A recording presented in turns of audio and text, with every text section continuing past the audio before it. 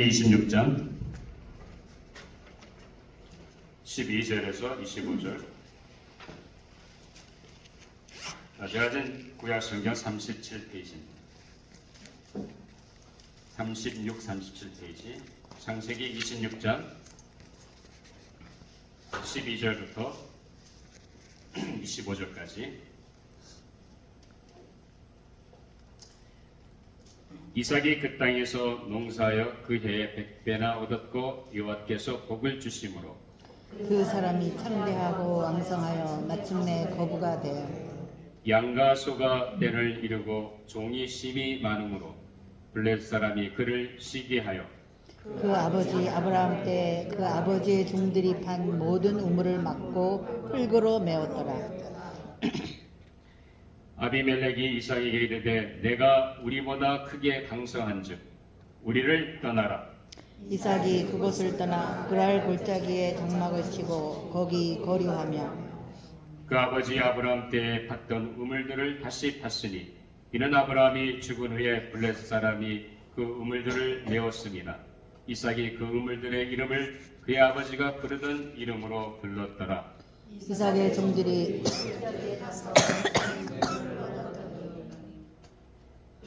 그럴 목자들이 이삭의 목자와 다투어 이르되 이 물은 우리의 것이라 하매 이삭이 그 다툼으로 말미암아 그 우물 이름을 에색이라 하였으며 또 다른 우물을 팠더니 그들이 또 다툼으로 그 이름을 신나라 하였으며 이삭이 어디서 옮겨 다른 우물을 팠더니 그들이 다투지 아니하였으므로 그 이름을 루오봇이라 하여 이르되 이제는 여호와께서 우리를 위하여 넓게 하셨으니 이 땅에서 우리가 번성하리로다 하였더라.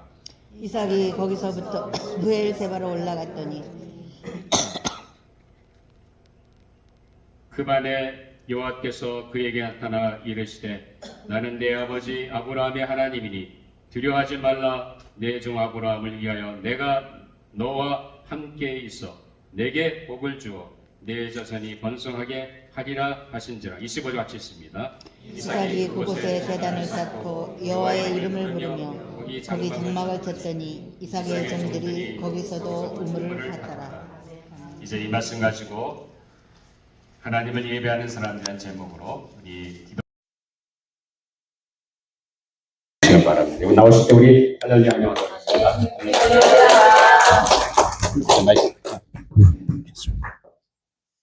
네, 반갑습니다. 이 마이크는 지금 죽은 거죠, 이거는? 네, 반갑습니다. 우리 인사 한번 나누겠습니다. 옆에 있는 좌우에 있는 분들하고 인사 한번 나누겠습니다. 얼굴에 관계없이 사랑합니다. 인사 한번 나누겠습니다. 얼굴에 관계없이 사랑합니다. 네. 한 번 더 인사하겠습니다. 인격에 관계없이 사랑합니다. 우리가 하나님을 사랑하고 하나님 안에서 이렇게 살아가는 주의 백성들인데 우리 항상 사랑하며 살아야 되고 오늘 목사님 이 교회도 사랑에 대해서 굉장히 강조하고 계시는데 사랑에 대한 거 우리가 끊임없이 강조해도 지나치지 않는 게 사랑인가라는 걸 생각해 봅니다. 아무튼 반갑습니다. 예전에는 시대 구분을 우리가 주님이 오시기 전인 아노 다미노라는 것과 주님이 오시기 전인 오신 이후인 주님의 아노 다미노라는 이름과 그리고 예수님 오시기 전인 BC라고 하는 걸로 이렇게 시대 구분을 했죠. 그래서 우리가 BC와 AD 하면 많이 들어봤던 거예요. 그런데 우리가 요즘에는 시대 구분이 조금 바뀌었다고 합니다. 어떻게 바뀌었냐? BC와 AC로 나누는데요. 바로 before 코로나와 after 코로나로 이렇게 바꾸고 있다는 거예요. 그래서 우리가 코로나 이후에 얼마나 많은 세상의 환경이 바뀌었습니까? 그래서 오늘 마스크 쓰신 분 계시는데, 마스크를 우리가 예전에는 쓰고 다니면 이상하게 저 사람 질병 있나? 이런 생각을 했는데, 나 자신을 보호하기 위해서 마스크를 쓰고 다니잖아요. 이게 바뀌는 문화 중에 하나입니다. 한국의 목회 데이터 연구소라는 곳이 있는데, 이곳은, 목회 데이터를 연구를 하는 곳인데, 그곳에서 한번 이 설문조사를 해봤어요. 설문조사를 했는데 한국과 미국의 교회들을 대상으로 이렇게 설문조사를 했습니다. 지난 코로나 기간 중에 미국의 한인교회와 한국교회가 신앙이 어떤 것이 더 강해졌나라고 하는 걸 비교해 봤고요. 그리고 그것을 통해서 우리가 그들의 신앙의 정도에 대한 그걸 한번 또 이렇게 분석을 해 봤는데요. 2023년 1월 17일에 이것을 소개를 했어요. 그래서 CTS 아메리카에서 2022년 9월 23일에서 10월 7일까지 뉴욕, 애틀란타, LA 지역의 한인교회에 출석하는 19세 이상의 성인들 1,580명을 대상으로 설문조사를 해봤습니다. 그랬더니 35%의 사람들이 코로나19 이전보다 신앙이 깊어진 것 같다라고 얘기를 했고요. 코로나 이전보다 신앙이 약해졌다라고 하는 사람이 한 17% 정도 됐습니다. 그러면 한국교회는 어땠을까? 2022년 5월에 한국의 개신교인 1,500명을 대상으로 설문조사를 해봤어요. 그랬더니 코로나 이전보다 신앙이 정말 깊어진 것 같다라고 하는 생각하는 사람이 17%고요. 코로나 이전보다 신앙이 약해진 것 같다가 32%였다는 거예요. 우리의 기본적인 생각으로서는 오히려 한국 사람들이 좀 더 저기 하지 않았을까라고 하는데 설문조사는 오히려 반대였다는 거예요. 코로나를 통해서 미국의 한인교회들이 신앙 수준이 질적으로 오히려 더 깊어졌다라는 통계가 나온 거고요. 이 연구소에는 그 이유로서 이제 교포사회가 우리 한인교회들이 왜 그랬을까라고 하는 이유를 조사를 해봤어요. 그랬더니 이유를 조사해 보니까 이 미국의 한인교회가 왜 더 이렇게 좋아졌을까라는 걸 보니까 소그룹이 활성화가 됐더라는 거예요. 그래서 현재 실제 소그룹에 속해 있습니까? 라고 질문을 했어요. 그때 한인교회에 있는 교인들은 89%가 소그룹에 나는 소속돼 있다. 그러니까 대부분의 사람들이 뭐 100명 중에 89명이 소속돼 있다라고 볼 수 있는 거죠. 그럼 똑같은 질문을 했는데 한국에서는 80%가 이렇게 소그룹에 소속돼 있다라는 거예요. 그 의외더라고요. 그리고 다양한 것들을 이제 조사를 했는데 그러면 교인들의 분포도는 어떨까라고 하는 것을 조사를 해봤습니다. 그랬을 때 한국 교회는 60세 이상의 교인이 몇 퍼센트냐? 38% 정도 됐고요. 미국의 한인교회에서는 60세 이상의 교인이 53%였습니다. 그래서 미국의 교인들이 조금 더 이렇게 노령화됐다라는 게 나와 있었고요.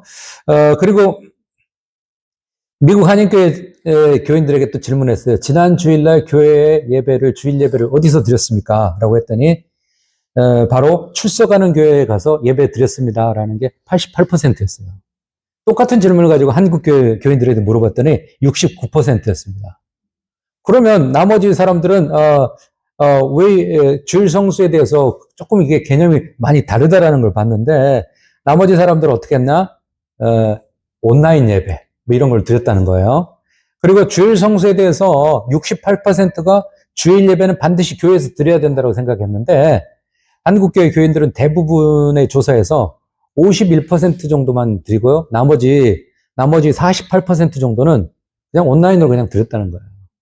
그 온라인 예배가 뭐 나쁘냐? 나쁜 건 아니에요. 그런데 문제는 뭐냐면 온라인 예배를 드렸을 때 우리가 현장에 나왔을 때 드리는 예배와 같은 자세로 드리고 같은 준비에 같은 마음으로 드리느냐라고 했을 때 대부분의 사람들이 아니다라고 대답을 하는 거죠. 그래서 이제 그런 부분들이 조금 다르다라는 거죠. 그리고 조사 대상의 한인교회 교인의 55%는 앞으로 그러면 한인교회 내가 다니고 있는 교회에 교인 숫자가 늘어날 거다라고 생각하는 사람은 55%가 그렇게 생각을 하고 있고요. 지금과 비슷할 거다라고 생각하는 사람이 28%고요. 지금보다 감소할 거다 생각하는 사람이 15% 정도 됐다고 합니다. 그럼 이 설문조사는 왜 제가 이걸 말씀드리냐? 이 설문조사에서 우리는 가장 우리가 빼놓지 않고 생각해야 될 것이 바로 예배라는 거예요. 예배의 중요성에 대해서 우리가 많이 망각하고 산다는 거죠. 그렇다면 우리가 매주 하나님께 드리는 예배는 무엇일까? 예배에 대한 정의가 무엇일까라고 하는 거. 우리가 이제 원어에 들어가면 성경의 원어에 히브리어에 들어가 보면 바로 아바드라는 단어와 샤하라는 단어 이 두 가지를 사용을 해요. 그 두 가지 단어의 뜻이 뭐냐면 섬긴다, 부복한다, 엎드려 섬긴다라는 그런 뜻이죠. 헬라어에 가면 프로스키네오, 라트유오라고 하는 두 단어를 써요. 거기서도 똑같이 경배한다, 받들어 섬긴다라는 거예요. 이 단어는 주로 어떤 사람들에게 사용하느냐? 종들에게, 노예들에게 사용하는 단어입니다. 그래서 주인이 나타나면 노예는 바닥에 엎드립니다. 엎드려서 주인에게 발에 입 맞추고 주인만을 높이는 거예요. 자신은 존재를 나타내지 않는다는 거죠. 이게 바로 예배라는 거예요. 그래서 이 예배라는 건 이처럼 경배하는 사람은 없어지고 하나님만이 나타나야 된다는 거죠. 그래서 우리는 예배에 내가 주연이 되려고 하면 안 되는 거고, 우리는 조연이나 보조 출연자, 잠깐 지나가는 그 존재, 엑스트라 정도로 우리가 생각하는 거고, 거기에서 나타나는 건 하나님밖에 없다라고 하는 걸 우리가 생각하는 겁니다. 그래서 이제 우리는 예배를 그럼 영어로 뭐라고 하냐? 여러분들이 잘 아는 영어에서는 worship이라고 하잖아요. worship이라는 단어는 사실은 합성어로 이루어진 거예요. 같이 있다라는 worth라는 단어와 신분을 나타내는 ship이라는 단어가 합쳐진 겁니다. 그래서 이것은 최상의 존경과 존귀를 받을 만한 가치 있는 분께 드려지는 것. 이게 바로 예배라는 거예요. 그래서 우리는 이 예배라는 행위가 참 우리가 최상의 가치를 하나님께 드려야 된다. 한국에서 뭐 유명하게 음악가로 활동하신 분이 한번 간증을 하시는데 그런 얘기를 하더라고요. 보신들이 음악회를 하면 음악회를 하기 위해서 한 곡을 보통 몇 번 연습하는 줄 아냐? 한 곡을 연습한 700번 정도 연습을 한답니다. 왜냐면 자기가 그걸 완전히 그렇게 소화하고 거기에 감동받아야 청중들도 감동받기 때문에. 그럼 우리는 하나님 앞에 그렇게 할까? 그렇게까지는 저희가 솔직히 얘기해서, 우리끼리 얘기지만 솔직히 얘기해서 그렇게까지는 못하지 않느냐라는 생각을 합니다. 사실은 한 20몇 년 전에 제가 청년 공동체 한 50명과 함께 이렇게 이제 중국 선교지를 방문한 적이 있어요. 중국 뭐 몇십 명 가면 중국에서 공항에서부터 이제 주목을 하는 거죠. 공안들이 뭐 쟤들 뭐 하나라고 따라다니고 하기 때문에 우리가 그걸 또 한 세 파트로 그룹을 나눠가지고 이렇게 이제 중국에 말하자면 정부에서 허락해주는 그 교회와 정부에서 허락해주지 않는 흔히 말하는 삼자교회라고 하는 가정교회를 방문을 했습니다. 수많은 교회들을 방문했는데 그곳에서 저희 가장 인상 깊었던 것 중에 하나는 뭐 이 예배당 건물보다 더 넓은 데도 있고요. 이보다 뭐 3분의 1 정도밖에 안 되는데도 막 7, 80명씩 모여서 막 예배 드리고 그런데 주일 예배를 저는 그때는 한 설교만 해서 그때 한 6번, 7번씩 했습니다. 주일마다. 그래서 예배 드리고 나서 이제 가려고 하니까 그 가정교회 대표 하신 분이 그런 얘기예요. 언제 또 목사님의 한국에서 또 오셔서 또 이렇게 설교해 주시겠어요? 목사님을 만났기 때문에 한 번 더 10분 후에 다시 드리겠습니다. 그래서 뭐 2시간, 3시간씩 드리는 예배를 뭐 2판, 3판씩 했어요. 그래서 왜 이렇게 해야 되나 했더니 뭐 자전거 타고 2시간 만에 왔습니다. 자기 걸어서 뭐 3시간 걸려서 왔습니다. 뭐 버스 기다려고 이렇게 왔다라는 그 얘기를 들으니까 예배 한 번 더 해야 되겠더라고요. 그래서 예배 드리고 우리가 그렇게 했었던 기억이 있는데, 그거보다 더 중요한 거는 저희가 이제 정말 조그마한 그냥 뭐 폐가처럼 생긴 곳을 들어갔는데, 그곳에서 모여서 이 사람들이 예배를 드린다고 하더라고요. 근데 이제 흔히 중국 사람들로 얘기했으면 조선족이고, 우리로 말하면 우리 동포들이죠.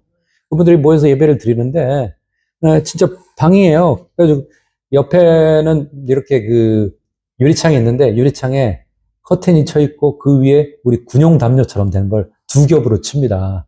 그리고 나서 이제 우리가 예배를 드리는데, 여기에 있는 분들에게 항상 주의사항을 알려드립니다라고 얘기하는데 뭐냐면, 찬송가를 우리가 뭐 예를 들어서 95장 부릅니다. 라고 하면 95장을 불러야 되는데, 소리는 내지 말고 입만 벌려서 그냥 부리자. 뭐 그렇게 하는 거예요. 그러니까 저희 같은 청년들이 충격받은 거예요. 아니, 크게 부르고 박수치고 막 해야 되는데, 입만 벌리라 하니까 충격이었던 거죠. 그래서 예배를 드렸어요. 예배를 드리고, 그럼 내일 아침에 5시에 또 이렇게 새벽 기도 여기서 또 한번 드리겠습니다라고 했습니다. 근데 저희들이 이제 청년들하고 그 조그마한 방에서 뭐, 한 30몇 명이 잤었죠. 거기서 잠을 자다가 제가 잠깐 화장실을 가려고 새벽 한 3시 정도 됐는데, 잠깐 나갔는데 보니까 그 문 나가니까 부뚜막이 있어요. 정말 소뚜껑이 있고, 부뚜막이 있는데 거기에 한 3, 4분이 그 부뚜막 앞에 모여서 기도하고 계시는 거예요. 저 청년들한테 우리가 지금 잘 때가 아니다. 새벽 기도 지금부터 해야 된다. 그래서 일어나서 다시 새벽 기도를 했던 그런 기억이 있는데요. 그분들은 그렇게 하나님에 대한 갈망, 말씀에 대한 갈급함, 뭐 이런 게 있더라고요. 그분들한테 저희들이 청년들이 배웠던 게 뭐냐면 북한에서 유행하는 찬양이 있대요. 뭐 그런 찬양 율동 뭐 이런 것들도 좀 배우고 그랬었는데, 우리는 말씀에 봐도 그러죠. 이사야 55장 6절은 그렇게 얘기합니다. 너희는 여호와를 만날 만한 때 찾으라. 가까이 계실 때 부르라. 얘기하죠. 고린도후서에서도 그렇게 얘기해요. 보라 지금은 은혜 받을 만한 때요. 보라 지금은 구원의 날이로다 라고 말합니다. 예배는 우리 크리스찬들의 필수 사항입니다. 하나님 아버지를 믿고 예수 그리스도를 구원자로 고백하는 사람들에게 필수적인 게 바로 예배자의 삶이에요. 간혹 제가 뭐 이렇게 예전에 콜로라도에서도 이제 목회를 하는데 주말에 이렇게 마켓 앞에 가서 전도를 꽤 많이 했어요. 한 10년 이상 했었는데 그때 만나는 분 중에 그런 분들이 있었어요. 하나님 믿어요. 예수 믿어요. 교회는 어디 다니십니까? 교회는 안 가요. 무슨 말이지? 믿기는 한데 교회를 안 간다? 그럼 가정에서 예배를 드립니까? 그것도 아니에요. 그럼 뭐예요? 마음이 편하자고 자기는 믿는다라고 생각하는 거죠. 그래서 그것은 가짜다. 크리스찬이라고 자기가 얘기를 하지만 그건 거짓이다. 진실이 아니다. 우리 크리스찬들은 하나님을 예배하는 사람들이고요. 예수 그리스도를 따르는 사람들이고요. 예배자의 삶이 없다라고 하는 건 크리스찬이 아닌 거예요. 이름뿐인 거라는 거죠. 그래서 바로 우리가 하나님의 복음의 삶, 그걸 누리는 삶이 바로 우리는 전제되는 조건이 우리가 하나님께 내 자신은 죽이고 하나님만을 높여드리는 그 하나님은 우리를 예배 받으시기에 우리를 창조하셨고요. 우리를 택해 주셨다는 거예요. 그래서 우리는 그거 잊지 말아야 됩니다. 이제 우리는 하나님을 예배하는 사람들, 뭐 오늘의 본문을 보면 목사님 또 우물 얘기만 하시겠구나 하는데 우물 얘기가 아닙니다. 저는 이제 이 본문에서 우리가 가장 중요시 여겨야 되는 게 예배에 대한 것에 대한 초점을 맞추려고 하는데요. 그러면 우리 믿음의 조상들이라고 하는 아브라함과 이삭과 야곱이라는 이 세 사람에 대해서 중심으로 조금 보게 되는데 이 믿음의 조상들은 어떤 삶을 살았냐? 이들이 가장 중요한 것은 이 세 사람이 공통적인 게 바로 예배의 삶을 살았다는 거죠. 첫째로 믿음의 조상 아브라함을 보겠습니다. 12장 7절에 보면 여호와께서 아브라함에게 나타나 이르시되 내가 이 땅을 내 자손에게 주리라 하신지라 자기에게 나타나신 여호와께서 그가 그곳에서 제단을 쌓고라고 얘기합니다. 아브라함은 하란을 떠나서 세겜이라는 곳에 이릅니다. 거기서 하나님을 만납니다. 그리고 그곳에서 하나님께 제단을 쌓습니다. 하나님의 은혜에 감사해서 제단을 쌓는 자로 아브라함 이전에는 이미 노아가 있기는 있었지만 8장 20절에 보면 노아가 있긴 있어요. 그런데 자신에게 나타나신 하나님을 기념해서 하나님께 제단을 쌓는 사람은 아브라함이 처음이에요. 아브라함이 처음이었다는 거죠. 제단을 쌓았다는 말은 지금식으로 얘기하면 뭐냐면 하나님께 예배를 드렸다는 거거든요. 그래서 아브라함의 예배 드림은 한 번이 아니었습니다. 그는 습관이었어요. 습관. 항상 하나님께 예배 드리는 게 습관적인 그런 사람이었습니다. 그는 자신의 장막을 옮길 때마다 거처가 바뀔 때마다 어김없이 하나님께 먼저 예배의 제단을 쌓았던 사람이 바로 아브라함이었다는 거예요. 이제 하란에서 세겜에서 이제 베델이라는 곳을 옮기게 됩니다. 근데 그곳에서도 바로 제단을 쌓습니다. 12장 8절에 보면 거기서 베델 동쪽 산으로 옮겨서 그래가지고 그곳에서 여호와께 제단을 쌓고 여호와 이름을 불렀다라고 얘기합니다. 베델에서 예배를 드리고 이곳에서 여호와의 이름을 불렀다고 하는데 이것은 여호와의 하나님을 찾은 바로 그런 행위고요. 하나님을 의지하는 모습입니다. 또 하나님의 이름을 부르는 것은 찬송과 기도가 있는 공예배를 드리는 것을 뜻합니다. 아브라함은 가나안 입성 이후에 처음으로 모든 가족을 불러 모아놓고 하나님께 공예배를 드립니다. 그러면서 가정에 예배의 규례를 이렇게 만들기 시작한 거예요. 이처럼 아브라함은 정처 없이 떠도는 가운데서도 하나님과 교제를 끊임없이 가졌다는 거예요. 하나님을 향한 기도와 찬양은 우리 성도들이 멈춰서는 절대 안 되는 거라는 거죠. 아브라함은 헤브론에서도 하나님께 제단을 쌓습니다. 창세기 13장 18절에 보면 이에 아브라함이 장막으로 옮겨 헤브론에 있는 이렇게 얘기를 해요. 거기다 여호와를 위하여 제단을 쌓았다.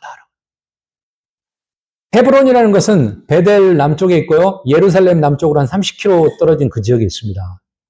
그 원래 이름은 기랏 아르바라고 하고요.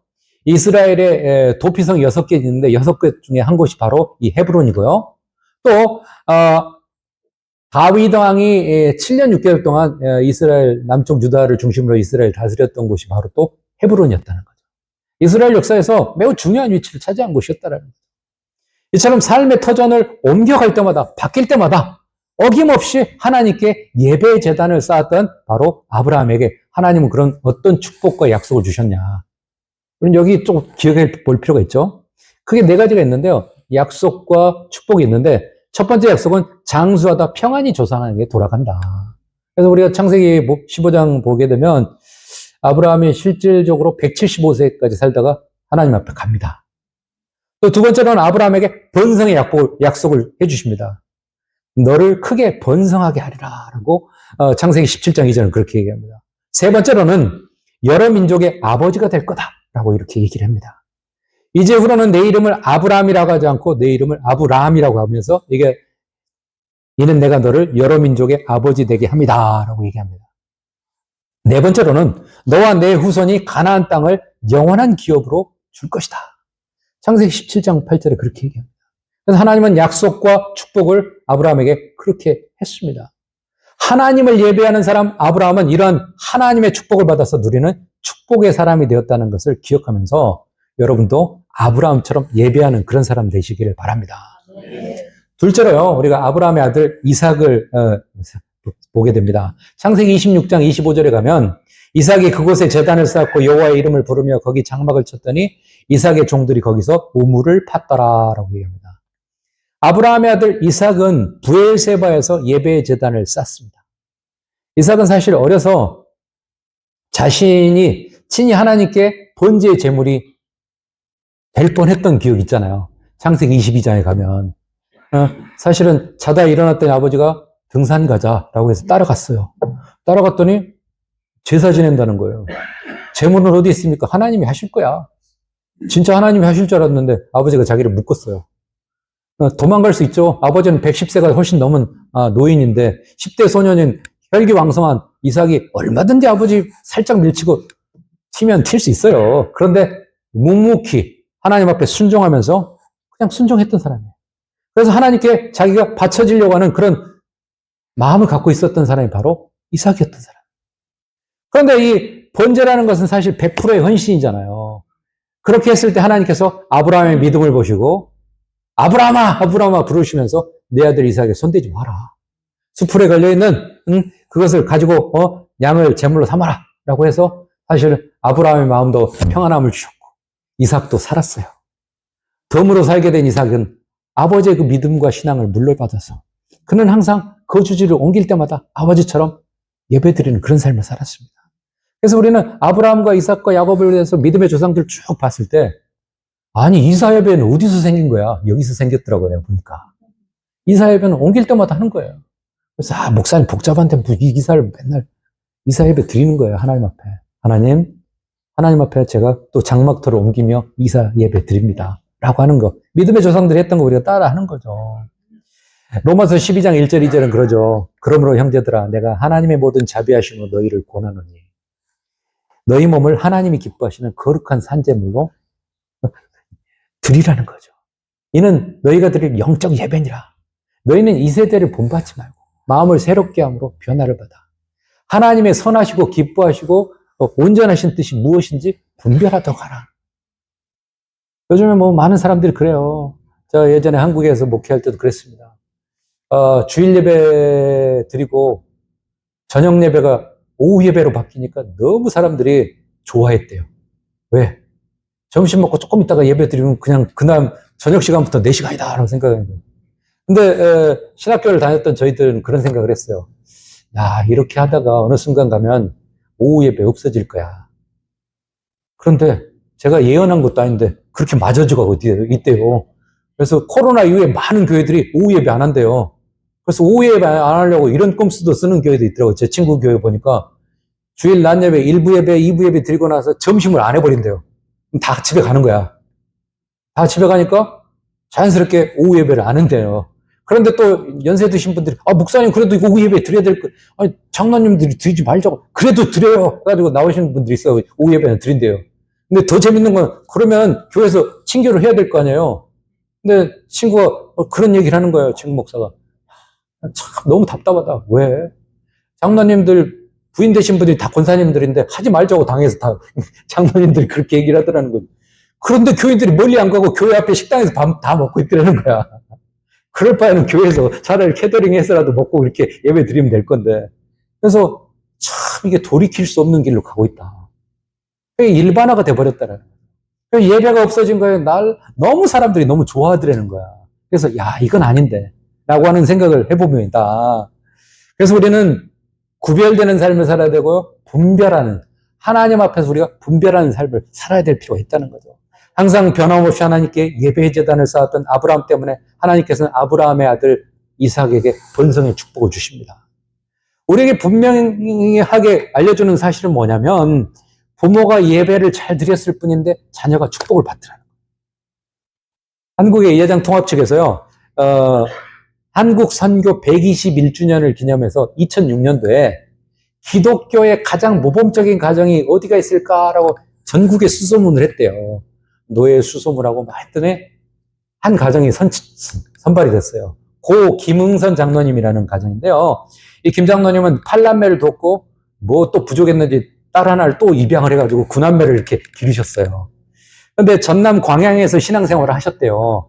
그런데 이분이 신앙생활을 하는데 가난했나 봐요. 주일 예배 대표 기도였는데 그 장로님이 잠바를 입고 오셨대요. 그랬더니 목사님이 정장을 안 하셨으니까 정장하시고 다음 주에 예배 드리세요. 해가지고 다른 장로님이 이제 대표 기도를 했다고 합니다.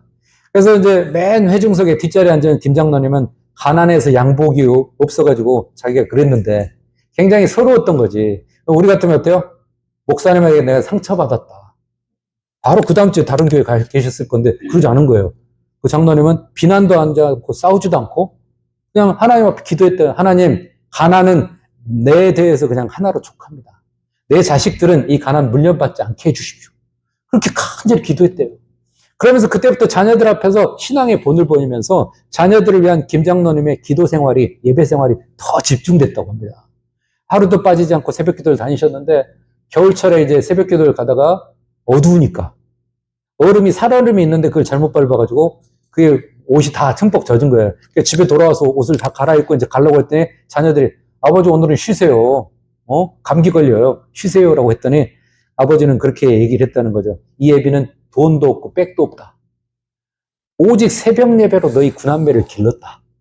그렇게 했다는 거예요. 그래서 그 후에 새벽 예배에 하나님께서 축복을 주셨는지 다 자녀들이 열심히 공부해서 장학생을 공부를 했고요. 장남이었던 김홍규 장로님은 순천 매산고등학교 교장을 하셨고, 차남이었던 김병규 장로님 주식회사 명보회장, 셋째 김성규 장로님 유성 TNS 회장, 넷째 김명규 장로님은 14, 15대 국회의원, CQNN 회장 인천 제1장로교회 제1교회 장로, 막내 김승규 장로님은 할렐루야교회 장로, 법무부 장관, 국정원장을 지냈고요. 장녀 김은혜 권사, 차녀 김은덕 권사, 삼녀 김은자 권사, 아들 5이 모두 장로가 되었고 세 딸이 모두가 다 권사가 되었고요. 자손 108명을 조사해봤더니 다 믿음 좋은 크리스찬 가정이 되어가지고 매년 1월 1일이 되면 온 가족이 후손들이 다 모인대요. 그래가지고 예배를 드리는데 예배를 드리고 나서 반드시 하는 게 뭐냐면 1년 동안 성경 가장 많이 읽은 사람 할아버지 이름으로 시상을 한다 합니다. 그래서 모범적인 그런 가정으로 이렇게 선정이 되었다는 거예요. 우리 성경은 그렇게 얘기합니다. 때를 따라 돕는 은혜를 얻기 위하여 은혜의 보좌 앞에 담대히 나아가라. 우리가요 하나님 앞에 예배 드리는 삶은 뒤서지 말자는 거예요. 우리가 황소 한 마리 잡아서 드리는 것보다 하나님은 우리가 예배 드리는 걸 더 귀하게 여깁니다. 황소 한 마리가 얼마일까라고 뭐 환산하는 목사님도 계시긴 하는데 아무튼 비쌀 거라는 생각을 해보세요. 고깃값이 많이 올랐으니까. 아무튼 비싼데 그 한 마리를 잡아서 우리가 드리려면 힘든데 그것보다도 하나님은 우리가 예배 드리는 걸 더 귀하게 보신다. 세상의 모든 부모들은 그래요. 자신보다 자녀들이 더 잘 되기를 원하잖아요.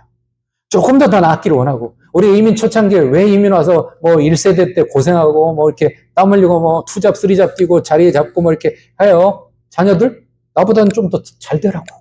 그거죠. 그게 부모의 마음입니다. 그렇다면 우리가 하나님께 예배의 삶을 사시기 바랍니다.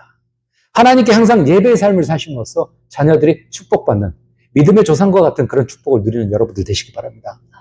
두 번째, 이삭이 받았던 축복은 뭐냐면 나이 많아서 죽었다는 거예요. 우리가요 나이 많아서 죽기 쉽지 않습니다. 이삭이 나이가 80세, 180세라 이삭이 나이 많고 늙어 기운이 다해 죽어 자기 열조에게 돌아가니 그의 아들 에서와 야곱이 그를 장사하였더라. 수많은 사람들이요 나이 많아가지고 기운이 다 해가지고 죽는 사람이 그렇게 많지 않다니까요. 얼마나 그렇게 호스피스 병동에 사람들이 많이 있어요. 환자들이 병원마다 얼마나 힘들어요. 예약 잡기 너무 힘듭니다. 그만큼 환자가 많다는 거예요. 그래서 한국에 있는 분들, 연세 드신 분들이 뭐 집에 비밀번호는 잊어먹고 통장 비밀번호는 까먹는데 이 숫자는 안 잊어먹더라고요. 9988324. 99세까지 팔팔하게 살다가 3일만 아파가지고 이틀 병원 신세지고 죽자. 9988 324 그건 절대 안 잊어먹더라고요. 그래서 비밀번호 그걸로 하면 되겠네. 그때 노인들이 다 알기 때문에 안 된대요. 그거는. 우리는 그래요. 이삭은 귀한 아버지의 신앙을 본받아서 하나님께 예배 제단을 드렸습니다. 신앙의 좋은 유산을 물려주는 거, 그거 뒤를 이어가야 돼요. 그렇게 할 때 하나님의 축복이 여러분과 함께 또 여러분의 자녀와 손들에게도 함께 해주실 줄 믿습니다. 세 번째, 이제 믿음의 전화, 예배자의 삶을 살 야곱을 생각해야 됩니다. 창세기 33장 20절에 보면 거기에 제단을 쌓고 그 이름을 에렐로헤 이스라엘이라 불렀더라. 야곱이요, 밧다라람에서 세겜으로 이주하고 이 세겜으로 이주한 야곱은 이곳에 하나님께 제단을 쌓습니다. 또 베델에 가서 하나님께 예배의 제단을 쌓습니다. 그래서 창세기 35장 6절 7절을 보면 야곱과 그와 함께한 모든 사람이 가나안 땅 루스 곧 베델에 이르고 그가 거기서 제단을 쌓고라고 해요. 그런데 35장 2절에 가면 그렇게 얘기합니다. 이들이 제단을 쌓기 전에 우상을 버리고 자신을 정결케 하라라고 야곱이 명령을 내려요. 그러면서 그 35장 2절에 보면 너희들의 의복을 바꿔 입어라. 옷 바꿔 입으면 되는 것보다 생각하는데 이 의복을 바꿔 입는다는 말은 뭐냐면 출애굽 직후에 모세에게 내려진 명령인데요. 영적인 도덕적인 정결 상태를 외형적으로 나타나는 거예요. 그래서 의복을 바꾸라는 거. 이건 한마디로 해석하면 뭐냐면 회개, 돌이킴 이걸 의미한다는 거예요. 그래서 사실 의복은 그 사람의 신분과 삶을 나타내는 겁니다. 의복을 바꾸는 건 곧 현재의 삶과 신분을 벗어던지고 새로운 삶으로 전진하는 그런 것을 위한 결단을 의미한다는 거죠. 그렇게 해서 하나님을 찾는 모습 때문에 세겜에서의 일로 인해서 야곱과 그 자녀들이 어려움을 겪게 되는데 35장 4절 5절에 보면 그들이 이방 신상들과 자기에 있는 귀고리들 다 모아 야곱에게 주니까 야곱이 상수리 나무 아래 그걸 묻어요. 그러고 나서 이제 떠나요. 완전히 단절하는 거죠. 과거와. 단절했더니 그들이 어려움을 겪지 않더라는 거예요. 이스라엘이 모든 소유를 끌고 브에세바에 이르러 그의 아버지 이삭의 하나님께 희생제사를 드렸더라라고 46장 1절은 또 얘기해요. 그러니까 아브라함 때만 한 줄 알았더니 이삭 때도 그러고 이삭의 아들 야곱도 또 그렇게 하더라. 이렇게 예배의 삶을 살았던 야곱에게 또 하나님은 세 가지 축복을 주시는데요. 첫 번째가 큰 민족을 이루는 약속을 주십니다. 내가 거기서 너로 큰 민족을 이루게 하리라 라고 창세기 46장 3절은 그렇게 얘기하고요. 두 번째는 기근에서 구원받는 축복을 허락합니다. 창세기 45장 6절에서 8절을 보면 야곱과 그 자녀들이 살고 있는 이스라엘 땅에 기근이 들잖아요. 그래서 자녀들을 통해서 애굽 땅에는 양식이 많다더라. 거기 가서 양식 구해오라. 몇 번 했는데 이제 요셉이 자기 형들을 알지만 형들은 자기가 성장해야 모르는 거예요. 그래서 나중에 이제 아버지까지 모셔오게 되죠. 그런데 지금은 이제 기근이 2년밖에 안 됐는데 앞으로 한 5년 정도는 더 될 겁니다. 그래서 가족이 다 이주해가지고 그들이 그 기근 가운데서도 보존되는 그런 축복을 누리게 됩니다. 세 번째로 야곱은 고향 땅에 묻히는 복을 누리게 됩니다. 그래서 요셉이 그의 손으로 내 눈을 감기리라라고 46장 4절에 그렇게 얘기를 합니다. 우리는 그래요. 하나님 앞에 예배드리는 삶을 살았더니 믿음의 조상들이 틀림없이 축복과 약속들을 받더라는 거예요. 우리가 잘 알고 있는 아이젠하워 장군이 있는데 제2차 세계대전 때 연합군 총사령관으로서 노르망디 상륙작전을 승리로 이끌었던 역사상 가장 훌륭했던 그 지휘관 중에 하나다라고 그런 이름을 받았던 사람이 아이젠하워 장군입니다. 그런데 이분은 미국의 제34대 대통령으로 당선되고요. 이분이 철저하게 주일 성수하며 하나님을 경외하는 삶을 그렇게 살았어요. 하루는 당시 소련의 수상이었던 후르시초프가 미국을 방문을 해요. 주일이 되니까 아이젠하워 대통령이 이럽니다. 우리 함께 주일날 예배 드리러 갑시다. 했더니 소련 사람 이 사람이 나는 안 가. 버티는 거예요. 그러면 계세요 하고 예배 드리고 왔어요. 근데 와서 보니까 후르시초프가 굉장히 짜증을 내고 있는 거예요. 내가 손님으로 왔는데 나를 영접하지 않고 혼자 예배 드린다고 교회가 오기 말이 되냐라고 했더니 아이젠하워 대통령이 그렇게 얘기합니다. 후르시초프에게 예배보다 중요한 것은 없습니다. 아무리 당신이 초청받은 귀한 손님이지만 예배보다 더 귀할 수는 없습니다. 라고 말했다는 거예요. 오늘 우리가 하나님께 예배드리는 동기는 감사로 출발하고 감사로 진행하고 감사로 마쳐야 됩니다. 다윗은 그런 고백을 하잖아요. 시편에서 사람이 무엇이 간대 주께서 저를 생각하시고 인자가 무엇이 간대 저를 권고하시나이까 아무것도 아닌데요 라고 얘기를 하는 거예요. 하나님은 나 같은 죄인을 버리지 않고 선택하고 구원해 주시고 그런 은혜가 너무 감사해서 드려야 되는 게 바로 예배라는 거예요. 오늘 우리가 예배 실패하는 이유 가운데 하나는 우리 마음 가운데 감사가 없기 때문에 감격이 없기 때문에 예배가 실패하는 거예요. 여러분의 삶에 감사가 회복되기를 바랍니다. 사랑하는 성도 여러분, 제가요 오래전에 지리산 청학동이라는 데를 가봤습니다. 지리산 청학동이 그때까지만 해도 그렇게 개발이 많이 안 됐어요. 청학동 하면 뭐 머리 쫙 이렇게 조선시대처럼 따맨 사람들 있고 진짜 있더라고요. 그리고 거기 가면 서당이 있고 그래서 가봤어요 한번. 그곳이 도대체 어떤 곳인가.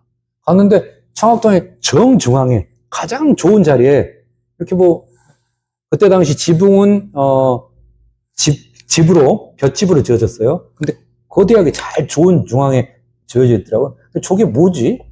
찾아가 봤습니다. 가봤더니 거기에 보니까 무슨 그림이 하나가 있어요. 근데 거기를 지키고 계신 그때 당시 한 60대 후반, 70대 초반 정도 되는 할머니가 계셨어요. 제가 물어봤습니다. 이곳이 뭐 하는 곳입니까? 라고 했더니 우리 이 지리산 청학동은 천지인 삼재를 섬기는 곳이고 이곳에 우리가 당군 할아버지를 내가 모시고 있고 이분께 매년 제사를 지내고 그런데요. 설명을 계속 하셔요. 근데 설명을 제가 다 까먹었는데 인상적인 설명이 있었습니다. 자기들 제사를 지내려면 음식을 준비하잖아요. 음식을 준비하다가 화장실 가고 싶을까요? 안 가고 참을까요? 가고 싶지. 화장실 갔다 오면 이분들이 샤워한대요. 샤워하고 또 음식을 한대요. 충격받았어요. 아니 자기들이 섬기는 신이 뭐 얼마나 대단하다고 저렇게 할까? 그런 생각을 했어요. 저들도 저런 마음으로 자기들이 섬기는 신을 섬기는구나 생각을 했습니다. 한국교회에 이런 분이 있었습니다. 다른 사람들보다 유별나게 불교를 잘 믿었고 절이면 절을 1년에 수차례 이렇게 방문했던 할머니가 계셨어요. 새벽마다 매일 불공을 드리고 그랬던 분인데 이분이 이제 회심을 한 거야. 그래서 교회를 다니기 시작했대요. 교회를 다니면서 새벽 기도도 이제 하기 시작했는데 이분이 새벽 기도 오기 전에 항상 목욕 제기하고 그렇게 오신대요. 그 얘기를 듣고 이제 주변에 있는 분들 할머니 그렇게 안 하셔도 돼요. 새벽에 바쁜데 잠도 그런데 다른 사람보다 1시간 먼저 일찍 일어나고 샤워하고 이렇게 온대요. 그랬더니 이제 그 할머니가 그런 얘기를 하더는 거죠. 내가 돌로 만든 부처 앞에 헛된 불공을 드릴 때도 목욕했는데 살아계신 하나님 앞에 예배 드리는데 어찌 그냥 갈 수 있냐. 그런 말을 하니까 더 이상 사람들이 얘기를 하지 못하는 거예요. 지금은 이 할머니가 권사님이 되셔가지고 신앙생활을 잘 하시는 거예요. 그래서 그 권사님하고 예배 드리면 뭔가가 좀 달라 그렇게 사람들이 그렇게 고백을 한다고 합니다. 하나님은 준비하고 정성을 드리는 예배를 기쁘게 받으시기 때문에 우리도 준비하고 예배를 드려야 될 줄로 믿습니다. 여러분은 예배자의 삶을 사는 그런 사람입니까? 나는 진정한 예배자인가? 나는 정말 하나님 앞에 온전하게 예배드리는 예배자인가? 라는 거 우리가 좀 생각해 볼 필요가 있다는 거죠. 여러분 예배자의 삶을 살아갈 때 하나님께서 여러분에게 주실 축복은 무엇일지 기대되지 않습니까? 살아계신 하나님께서는 분명 여러분에게 복을 주실 겁니다. 하나님께서 여러분을 통해서 영광을 받으실 겁니다. 우리의 삶에 문제가 있다면 그 실마리는 예배를 통해서 푸시기 바랍니다. 예배에 성공하면 인생에 성공할 것이고 예배에 실패하면 나머지 모든 것에도 실패하는 인생이 될 수밖에 없기 때문이라는 거예요. 믿음의 조상들처럼 예배자의 삶을 충실하게 살아가면서 하나님께서 준비하신 축복을 마음껏 누리시는 조지아 장로교의 모든 성도들이 되시길 주님의 이름으로 축원합니다. 우리 이 시간 한번 통성을 한번 기도할까요? 하나님 앞에 하나님 제가 진정한 예배자였습니다. 하나님 저도 정말 하나님 앞에 믿음의 조상들처럼 예배하는 진정한 예배자가 되게 도와주십시오라고 우리가 1분 동안만 통성을 하나님 간절히 기도하도록 하겠습니다. 그러고 계신 아버지 하나님 사랑하시고 지켜주심을 믿습니다. 제가 무엇이든 간데 하나님은